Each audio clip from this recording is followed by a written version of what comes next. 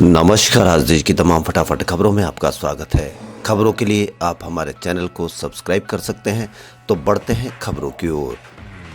उत्तर प्रदेश में आज चौथे फेज की वोटिंग जारी है। यह वोटिंग 9 जिलों की 59 विधानसभा सीटों पर हो रही है।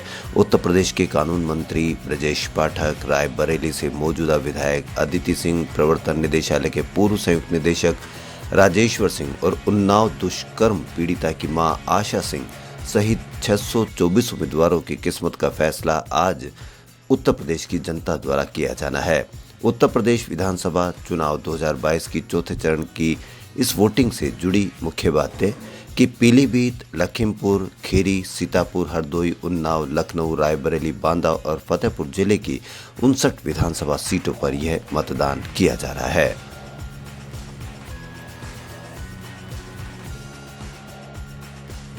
कन्नड़ फिल्म अभिनेता चेतन कुमार अहिंसा को हिजाब मामले की सुनवाई कर रहे उच्च न्यायालय के न्यायाधीश के खिलाफ आपत्तिजनक ट्वीट करने के आरोप में गिरफ्तार किया गया है। सेंट्रल डिवीजन के पुलिस उपायुक्त एम.एन. अनुचेत ने बयान जारी कर कहा है कि कन्नड़ फिल्म अभिनेता और कार्यकर्ता चेतन अहिंसा को मंगलवार को बेंगलुरु सिटी पुलिस ने गिरफ्तार किया है। उनके खिलाफ आईपीसी की धाराओं के तहत एक प्राथमिकी दर्ज की गई थी। ट्वीट के आधार पर शेषाद्रिपुरम में प्राथमिकी दर्ज की गई थी।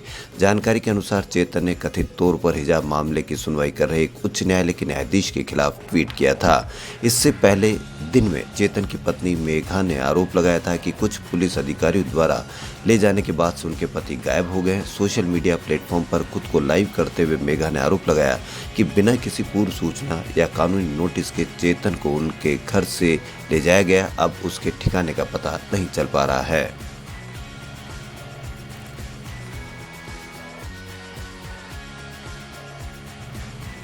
यूक्रेन और रूस के बीच बढ़ रहे तनाव के बीच एयर इंडिया का एक विमान पूर्वी यूरोपीय देशों से करीब 240 भारतीयों को लेकर मंगलवार रात दिल्ली हवाई अड्डे पर उतरा। उड़ान संख्या AI 1946 देर रात करीब 11:40 पर इंदिरा गांधी अंतर्राष्ट्रीय हवाई अड्डे पर उतरा। उसने कीव में बोरिसपिल अंतर्राष्ट्रीय हवाई अड्डे से शाम करीब उड़ान भरी। विमानन कंपनी ने भारतीयों को लाने के लिए एक बोइंग 787 विमानों का परिचालन किया, जिसने सुबह यूक्रेन के लिए उड़ान भरी थी। इससे एक दिन पहले एयर इंडिया की उड़ान संख्या AI 1947 ने नई दिल्ली से भारतीय समय अनुसार सुबह करीब 7:30 बजे उड़ान भरी थी, जो यूक्रेन में कीव स्थित हवाई अड्डे पर अपराह्न 3 बजे पहुंची।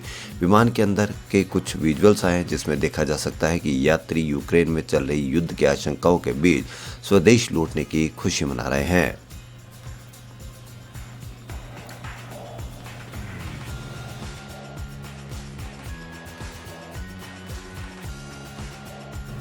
उत्तर प्रदेश विधानसभा चुनाव में आवारा पशु, मवेशी, छुट्टा पशु बड़ा मुद्दा बन गए हैं।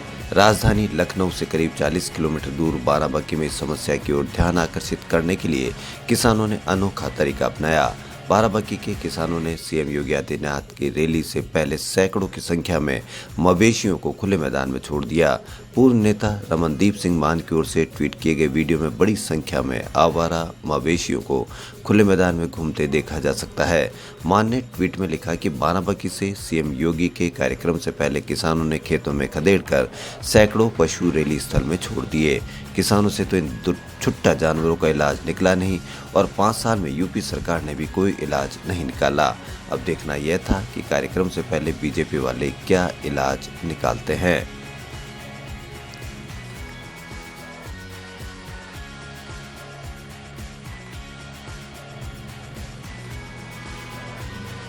देश में कोरोना के मामलों की संख्या कम होने के साथ ही निर्वाचन आयोग ने विधानसभा चुनाव वाले राज्यों में रोड शो और रैली के मामले में रियायत दी है। अब जिला प्रशासन की इजाजत से पूरी क्षमता के साथ रैली और रोड शो आयोजित किए जा सकेंगे। आयोग ने राजनीतिक दलों और उम्मीदवारों की बैठक और रैलियां आयोजित करने की भी अनुमति दी है।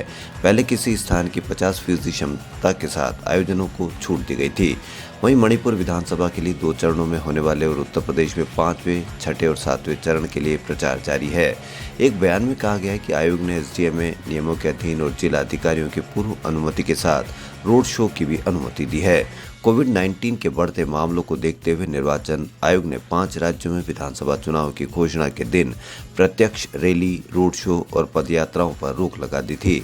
आयोग समय समय पर महामारी की स्थिति की समीक्षा करता रहा है और इसने कुछ राहतें भी प्रदान करते हुए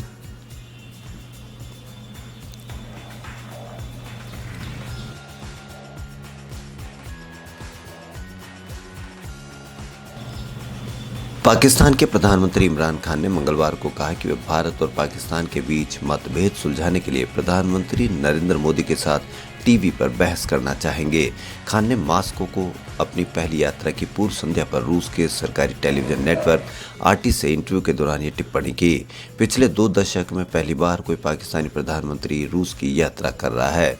अपनी 2 दिवसीय यात्रा के दौरान खान रूस के राष्ट्रपति व्लादिमीर पुतिन से वार्ता करेंगे और प्रमुख क्षेत्रीय और अंतर्राष्ट्रीय मामलों पर चर्चा करेंगे। खान ने एक सवाल के जवाब में कहा कि मैं नरेंद्र मोदी के साथ टीवी पर बहस करना चाहूंगा। पाकिस्तान के पीएम ने कहा कि यदि भारत और पाकिस्तान के बीच मतभेदों को बहस के जरिए सुलझाया जा सकता है तो यह उपमहाद्वीप के लोगों के लिए बहुत अच्छी बात होगी।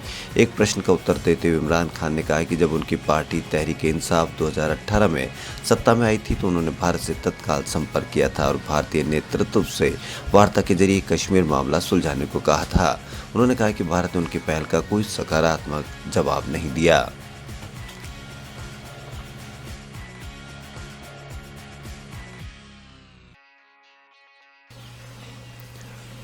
राजस्थान का बजट आज जारी किया जाएगा।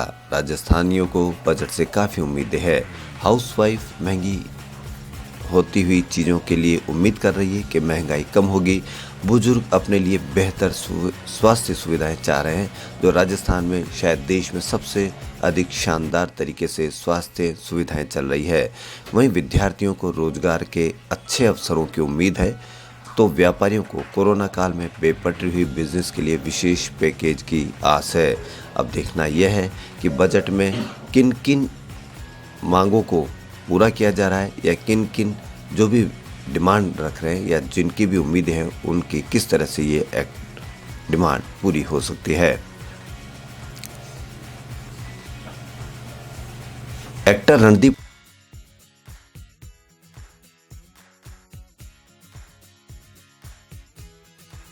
हुड्डा ने हाल ही में अपनी अपकमिंग प्रोजेक्ट की अनाउंसमेंट कर दी है। रणदीप नेटफ्लिक्स की revenge drama web series Cat में नजर आने वाले हैं। इस सीरीज में रणदीप एक अंडरकवर डिटेक्टिव की भूमिका निभाएंगे। रणदीप ने इस सीरीज से अपना फर्स्ट लुक पोस्टर शेयर कर लिखा कि अब छिपने के लिए कुछ नहीं है, तो आप कहां जाते हैं। मैं कैट की घोषणा करने के लिए और अधिक उत्साहित नहीं हो सकता, जहां ड्रग्स, छल और खतरे एक साथ अराजकता को सुलझाने के लिए आते हैं। इस सीरीज का डायरेक्शन बलविंदर सिंह कर रहे हैं। एक्टर टाइगर श्रॉफ और तारा सुतारिया ने भी अपनी अपकमिंग फिल्म हीरोपंती 2 के दुबई शेड्यूल की शूटिंग पूरी कर दी है। इस एक्शन फिल्म को 29 अप्रैल 2022 को सिनेमाघरों में रिलीज किया जाएगा। खबरों फिलहाल इतना ही। यदि आपको हमारा चैनल पसंद आए तो लाइक, सब्सक्राइब और शेयर अवश्य करें। धन्यवाद।